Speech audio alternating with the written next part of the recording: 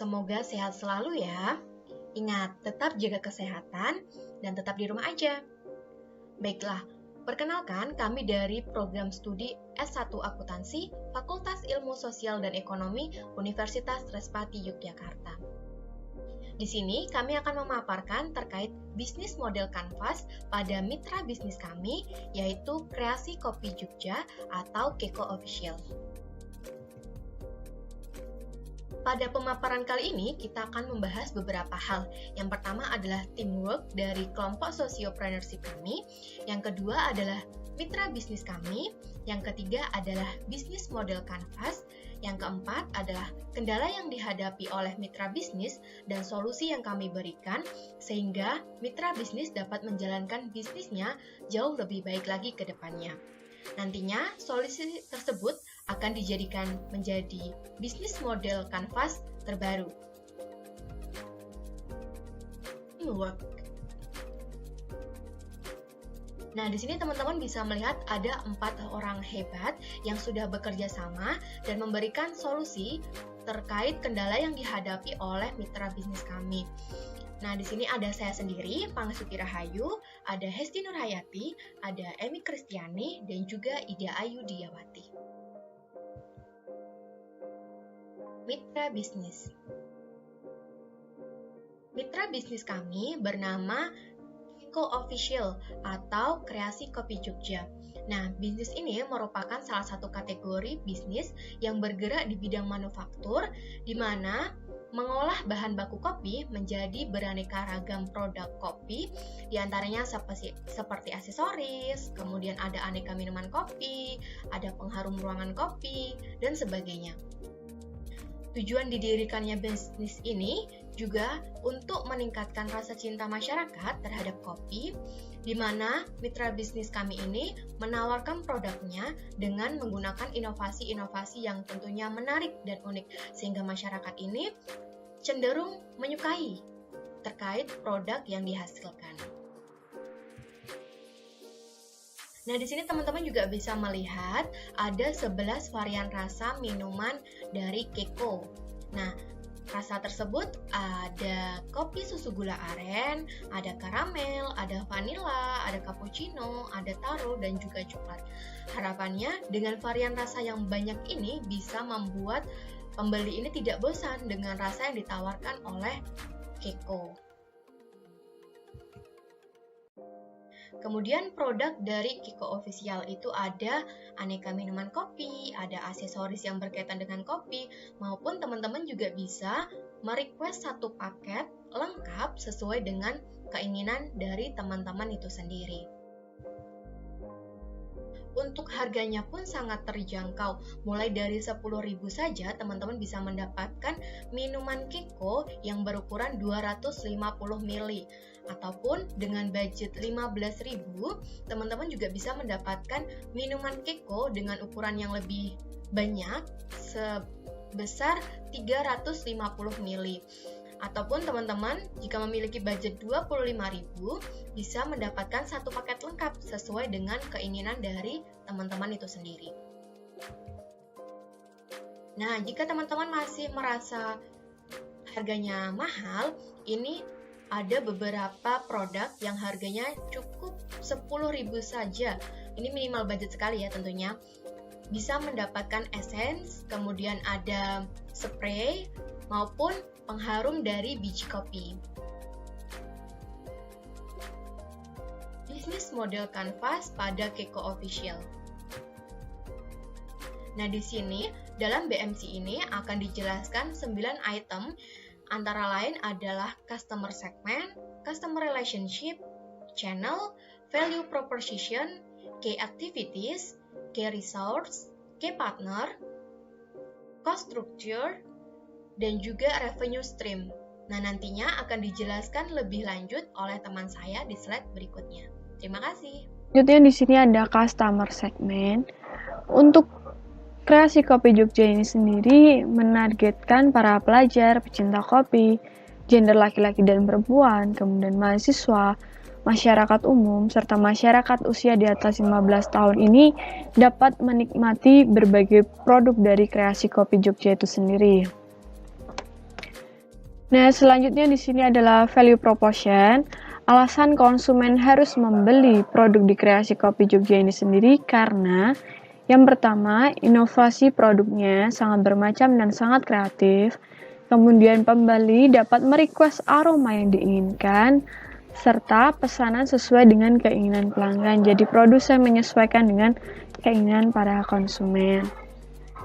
Serta varian produknya banyak, seperti rasa kopi yang diberikan itu sangat bermacam-macam, serta aroma yang diberikan juga sangat beragam.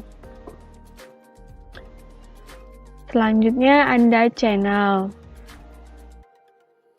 Dalam Kreasi Kopi Jogja ini sendiri, produk disampaikan melalui media sosial seperti Facebook, di akun Aprilio Hengki Parogo, kemudian WhatsApp dengan nomor tersebut, dan Instagram dengan akun @_kekoofficial. Selanjutnya customer relationship.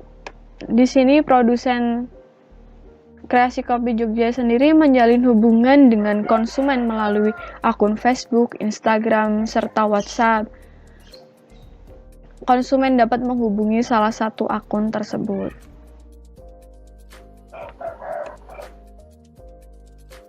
Nah, serta di sini ada key activity.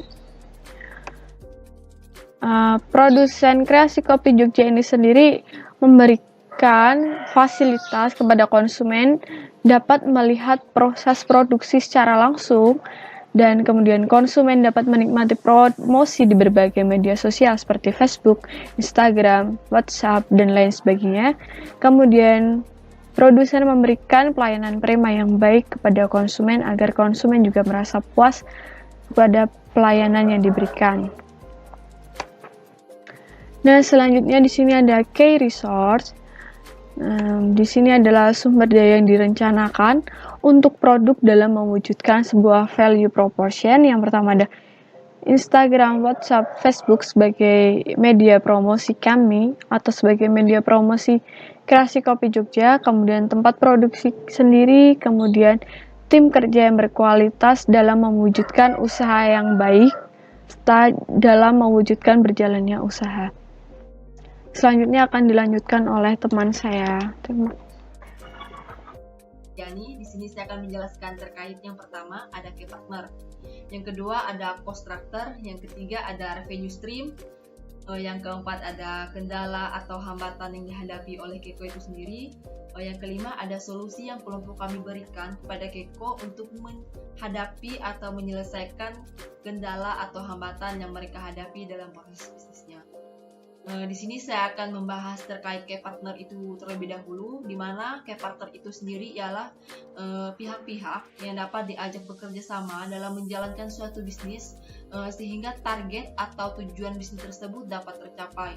Nah, untuk key partner dari Keko itu sendiri, yang pertama ada petani kopi di Temanggung, di mana petani kopi di Temanggung ini merupakan penyuplai bahan baku dari Keko itu sendiri, di mana bahan baku Keko itu sendiri ialah berupa biji kopi. Nah, yang kedua ada reseller, di mana reseller di sini ialah menjual kembali produk Keko yang sudah disiapkan, yang sudah siap dijualkan. Nah, yang ketiga ada pihak penyusun laporan keuangan, di mana pihak penyusun laporan keuangan ini ialah pihak yang membantu Keko untuk mengkalkulasi berapa biaya yang dikeluarkan dalam proses produksi dan berapa laba yang diperoleh setiap bulannya. Nah, yang keempat ada pemilik alat penghancur kopi. Nah, berdasarkan hasil wawancara yang sudah kelompok kami telusuri, Keko itu sendiri belum memiliki alat penghancur kopi sendiri, sehingga mereka harus menyewa alat penghancur kopi itu yang dibayarkan setiap bulannya. Yang keempat ada supplier. Nah, supplier yang masukkan di sini ialah contohnya seperti penyuplai bahan baku, tempat packaging, seperti itu. Nah, yang kedua ada cost structure, di mana cost structure ini ialah rincian biaya yang dikeluarkan untuk aktivitas bisnisnya. Cost structure dari Keko itu sendiri yang pertama ada biaya promosi. Tentunya dengan melakukan promosi, kita dapat memperkenalkan produk-produk kita ke target pasar kita. Dengan adanya promosi ini, Keko harus mengeluarkan biaya sebesar 20% dari harga produknya.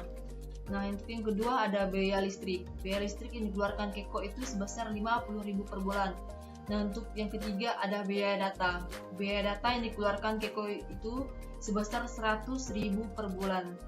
biaya data ini digunakan untuk para adminnya untuk melayani atau merespon para konsumen yang ingin membeli melalui Instagram atau melalui Facebook seperti itu.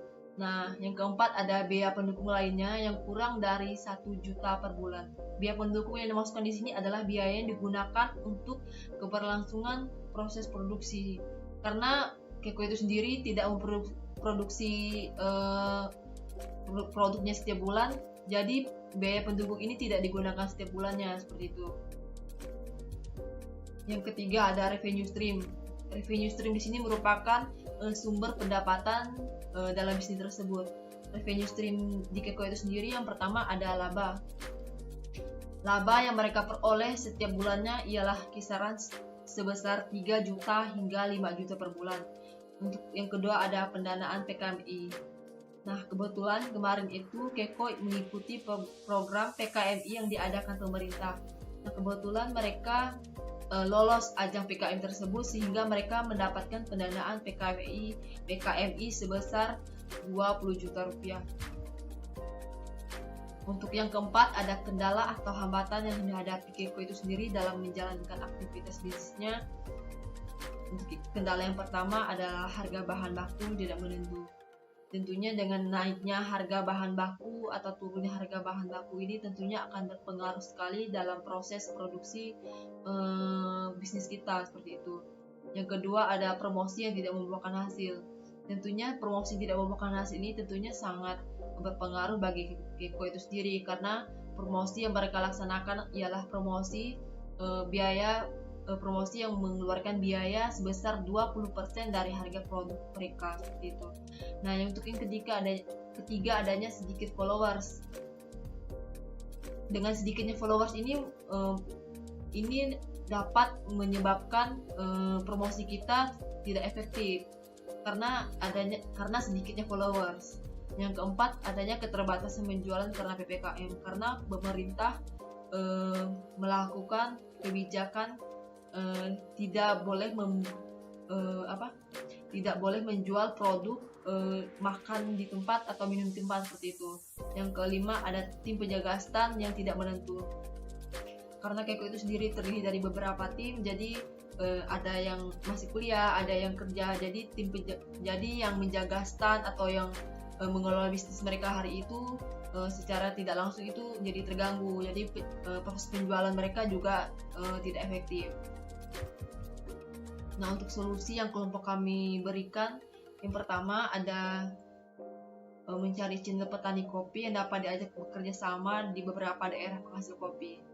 Nah, seperti yang saya sudah jelaskan sebelumnya, si Keko itu sudah bekerja sama dengan petani kopi di Temanggung. Namun maksudnya di sini ialah mencoba mencari channel petani kopi yang lain, sehingga semisalkan kalau petani kopi di Temanggung itu harganya naik, jadi mereka bisa mencari petani kopi yang mungkin harganya lebih rendah ketimbang harga bahan baku di petani kopi yang di Temanggung. Yang kedua ada menganggarkan harga bahan baku lebih tinggi. Yang ketiga menaikkan harga produk. Nah, untuk solusi kedua dan ketiga ini memiliki hubungan. Jika kita ingin menaikkan harga produk, tentunya kita harus memiliki kualitas produk yang baik, sehingga konsumen yang membeli produk kita tidak akan merasa rugi karena produk kita sesuai dengan harga yang sudah kita tetapkan. Yang kedua, promosi tidak membuahkan hasil. Di sini Keko melakukan promosi ialah dengan mengeluarkan biaya promosi sebesar 20% dari harga produknya. Nah, di sini kami akan memberikan solusi dari kendala yang sudah dijelaskan pada slide sebelumnya. Yang pertama, kami akan memberikan promosi seperti diskon untuk menarik pelanggan. Contohnya buy one get one seperti itu. Nah, untuk yang kedua ada menambah sosial media untuk memperluas jangkauan promosi. Contohnya seperti Facebook, Twitter, Instagram, TikTok, Shopee. Untuk yang ketiga ada tetap terus aktif dalam sosial media yang digunakan sebagai sarana promosi. Yang keempat, pembuatan foto dan video produk yang lebih menarik. Untuk slide selanjutnya akan dijelaskan oleh teman saya. Terima kasih. Dan selanjutnya adalah keterbatasan penjualan karena PPKM.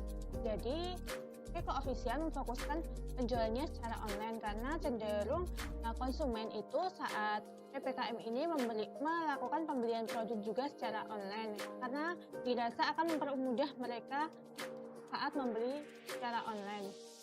Yang selanjutnya adalah membantu melakukan penjualan dengan menawarkan produk melalui sosial media kita. Jadi kita sebagai anggota kelompok itu membantu melakukan penjualan dengan menawarkan produk melalui sosial media seperti Facebook, Instagram, WA, ada Twitter, dan lainnya yang bisa membantu promosi mereka sehingga penjualan mereka bisa tetap meningkat atau stabil di masa PPKM ini. Selanjutnya, memperluas jangkauan pemasaran melalui sosial media. Jadi kalau kemarin Keko Official itu hanya melakukan penjualan melalui Facebook, WA, sama Instagram, karena PPKM ini kita memperluas penjualan baik melalui Shopee, ada TikTok, ada Twitter, agar konsumen lebih mudah mendapatkan Keko Official sendiri produknya. Selanjutnya ada tim penjaga standing yang tidak menentu. Meskipun dari Keko Official itu dia mempunyai outlet, tetapi banyak konsumen yang membeli produk dari Keko Official itu di tempat produksi. Jadi dari kami mempunyai solusi membuat jadwal penjagaan untuk stand mitra bisnis itu dengan memberikan job desk masing-masing anggota tim kerja mitra bisnis. Oke, selanjutnya adalah model kanvas. Kenapa sih di depan tadi sudah kita tampilkan model kanvas, tetapi sekarang kita menampilkan model kanvas lagi. Untuk diketahui bahwa model kanvas sekarang ini merupakan model kanvas baru setelah kita mengetahui kendala dan kita memberikan solusi kepada mitra bisnis kita.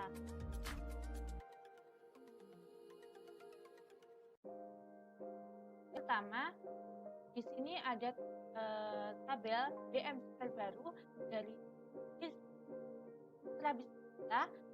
Di situ terdapat beberapa perbedaan yang kami beri tanda titik atau yang mungkin kelihatannya di belakang kalimat atau di belakang kata. Yang pertama di bagian customer relationship itu ada perubahan dari penjualan melalui Shopee, Twitter, dan TikTok. Channels itu juga ada perubahan dari penjualan Shopee, TikTok, dan Twitter. Jika activity di situ ada promosi via status WA, IG, Facebook, Twitter, TikTok, dan Shopee yang kemarin hanya di WA, IG, itu tapi kita kembangkan melalui Twitter, TikTok, dan Shopee. Dan itu kita mengadakan giveaway dan promo dengan cara tertentu. Dan itu kita mempunyai resource yaitu akun Shopee, akun TikTok, dan akun Twitter yang mungkin belum ada di BBM sebelumnya. Partner kita pun berubah. Yang kemarin hanya petani kopi di daerah Temanggung, kita membuat jangkauan kerjasama dengan petani kopi, yaitu dengan petani kopi di berbagai daerah. Oke, selanjutnya yaitu channel dari Kreasi Kopi atau Keko Official. Di sini channel dari Kreasi Kopi atau Keko Official itu ada pertambahan, yaitu yang ditandainya dengan tanda kotak pink gitu ya. Dari situ kita lihat channelnya yang berubah itu ada kita menggunakan akun Shopee yaitu Keko Coffee Official, kita menggunakan akun Twitter, TikTok, dan akun Instagram yaitu @_kreasikopi yang mungkin kemarin akun Instagram kita Keko Official tetapi sekarang berubah menjadi Kreasi Kopi karena akan dinilai dengan menggunakan nama akun Kreasi Kopi itu akan memudahkan konsumen mencari atau men-search dari akun sosial. Selanjutnya ini ada channel dari kita, gambaran dari channel kita. Di pojok paling kiri ada Instagram kita, sebelahnya lagi ada akun TikTok dari kita, sebelahnya ada akun Twitter dari kita, dan sebelahnya ada akun Shopee dari kita, Kreasi Kopi. Selanjutnya yaitu customer relationship. Di sini ada 3 perubahan dari customer relationship dari kita. Apa sih customer relationship? Yaitu gimana sih pembeli dapat mengorder produk pada kita, gimana pembeli dapat melakukan pemesanan kepada kita. Kalau kemarin hanya melalui Facebook, Instagram, dan WhatsApp, kita tambahkan ada 3 customer relationship, yaitu melalui Shopee, Twitter, maupun TikTok dari kreasi. Selanjutnya ada key activity, yaitu aktivitas kunci yang diberikan kepada Keko Official atau kreasi kopi kepada konsumen. Yang pertama, dapat melihat proses produksi langsung. Yang kedua, dapat memberikan promosi di berbagai sosial media, baik Instagram, Facebook, WA, ada Shopee, ada Twitter, dan lainnya yang kita gunakan sebagai sarana promosi. Ada juga pelayanan prima. Tentunya pelayanan ini sangat penting nih, diberikan kepada seorang pembisnis kepada konsumennya, karena kita tuh harus menempatkan si konsumen itu sebagai raja. Selanjutnya ini ada perubahan yang kita tandai dengan tanda pink, ada mengadakan giveaway dan promo. Ini digunakan untuk meningkatkan followers kita yang mungkin followers kita belum banyak di sosial media kita, yaitu research apa yang dari aktivitas di kreasi. Pertama ada Instagram, Facebook, WhatsApp sebagai sarana promosi kita, dan ada tim kerja yang berkualitas, selalu melayani pelanggan yang hal yang terkait dan tepat di kreasi. Ini ada pengembangan dari resource sebelumnya, yaitu Shopee, Twitter, dan TikTok yang kita gunakan sebagai sarana promosi yang dapat mendukung aktiviti dari kreasi. Selanjutnya ada key partner, yaitu mana sih yang bekerja sama dengan kreasi kopi dalam melancarkan atau perlancar kegiatan dari kreasi kopi.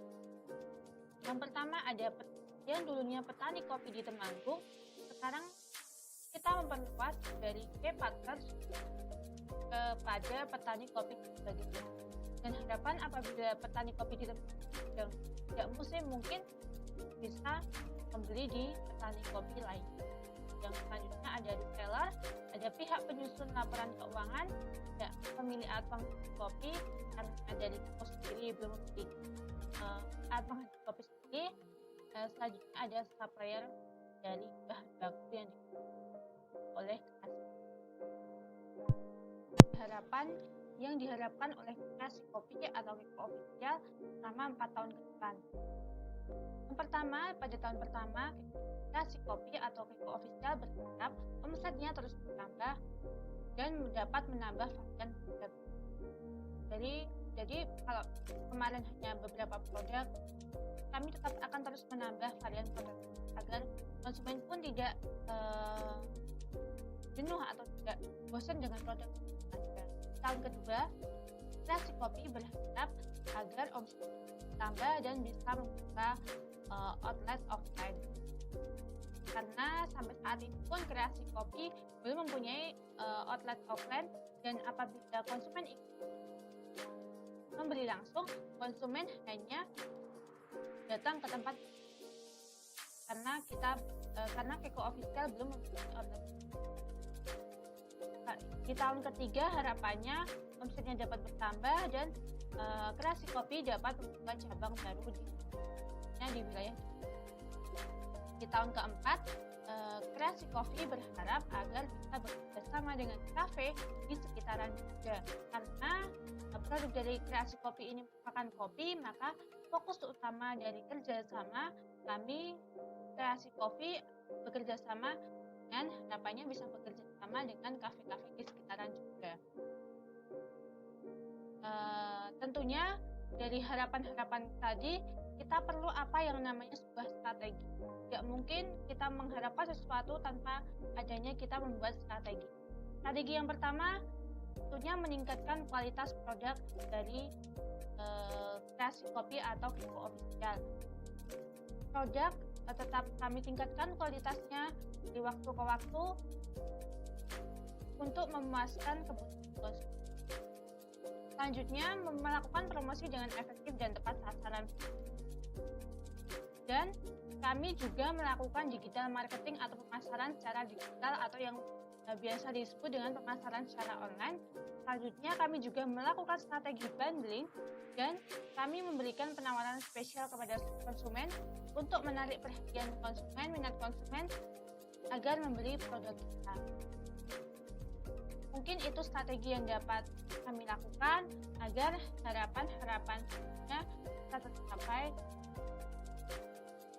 di kreasi kopi.